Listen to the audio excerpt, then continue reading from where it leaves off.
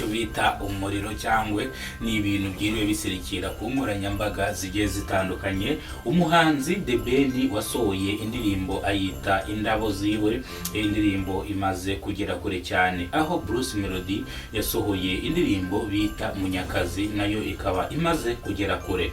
Ese indirimbo ya The Ben yakunzwe bingana iki? Ese indirimbo Munyakazi yakunzwe bingana iki? Ibi ngibi ngiye kubibabwira mu makuru turi buze kugirana, cyangwa mu kanya gatonya kanyu muri buze kuntiza. Noneho ndaza gusimbukira kuri Bruce Melody yishongoye kuri The Ben, aravuga ati mureke n'abandi babaha ibihembo, twebwe ibihembo twarabihaze, mureke abantu bakiri batonya babahe ibihembo.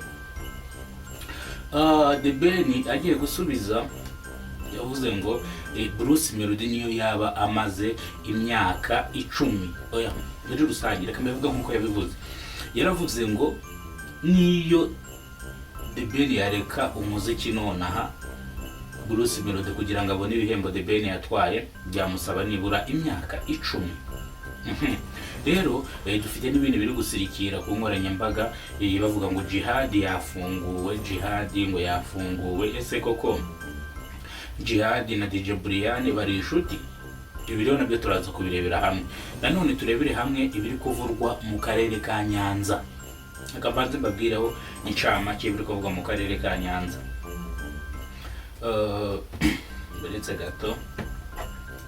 Mu karere ka Nyanza umugabo yacyuye umugore wiwe basezeranye mu mategeko, umugore yanga guhindukira. Ibi ngibi byatumye abantu benshi batangira kwifata ku munwa, nabo bararira.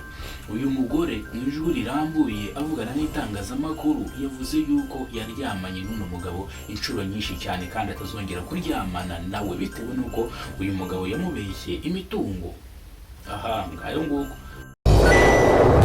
kiganiro cy'uno munsi. Muhawe ikaze ku kiganiro cy'uno munsi, aho tugiye kuganira ku bintu bitandukanye byaranze umwaka w'ibihumbi 2025.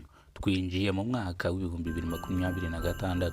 Turaza kugaruka ku gitaramo cya The Ben ndetse na Bruce Melody kiri bube uno munsi ku itariki ya mbere y'ukwa mbere umwaka w'ibihumbi 2026. Bivuze ngo umwaka twawinjiyemo, kandi nongeye kubifuriza umwaka mushya muhire.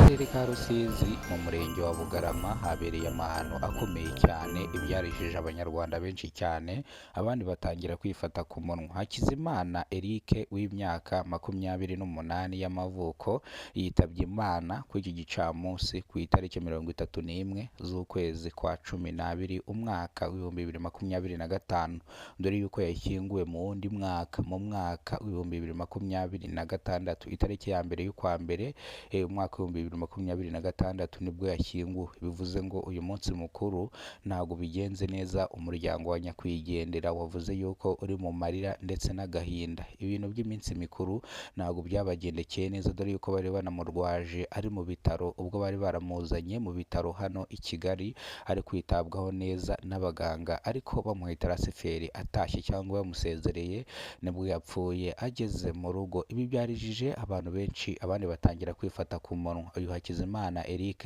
yari arimo abantu benshi amadeni, dore yuko